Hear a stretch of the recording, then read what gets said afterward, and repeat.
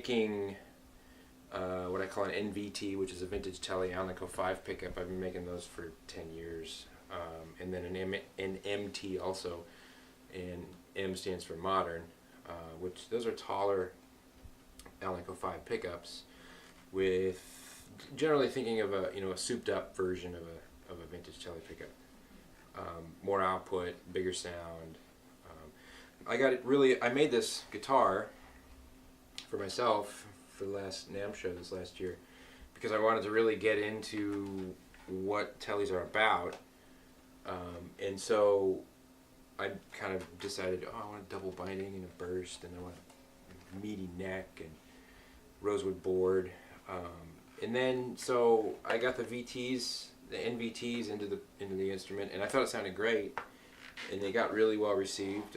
Griff really dug it that time when we were down there and he checked it out, and so I decided I wanted to try something a little different and try to make a sweeter, more early Tele type reproduction pickup. And so these are Alnico 3 magnets, and they're slightly larger diameter than the Alnico 5 magnets we use. And so both these pickups have Alnico 3, and I have this operating premise about pickups at this point, after doing this for 10 years plus, that I want the coil to be as big as possible with less wire. In other words, I want a lot of air gaps in the coil. And I have the premise is that you get a bigger, lusher sound when you have a big coil. Like if you take, let's say you wind a coil with 6,000 winds, just as an example, and you use the same wire, say a 42 single layer insulated wire, and you lay the wire right next to each other. That coil is going to be a lot smaller than one you scatter wind or do a hand wind pattern on. And so I've really believe, and my experience is that the one that has the bigger coil, given the same number of turns, just the wind pattern is different. That pickup is going to be much more musical and much more lush and big and engaging. And these pickups really bear that out. When I put these together, we really went for a larger size coil with a smaller amount of wire. This premise also helped me develop the Shush Puppies when I was working on those, which was really tough because there's not much room. You got two coils under one cover there, which is quite a trick to get enough output out of those. So anyway, lots of wire. Big coil, less wire. Basic idea. And these do that. These have this big, lush, sweet, warm. As long as you get the right amount of wire on there, so it's a balanced sound. Mm-hmm.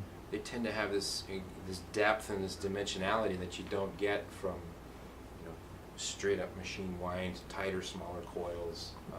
Tension's a big factor in this too. If the wire's too tight, you can tend to choke out the sound on the outside strings, and the pickup just ends up sounding small if the tension's too high. So there's a lot of factors that go into that. But these just have a big, the neck pickup is both pickups here.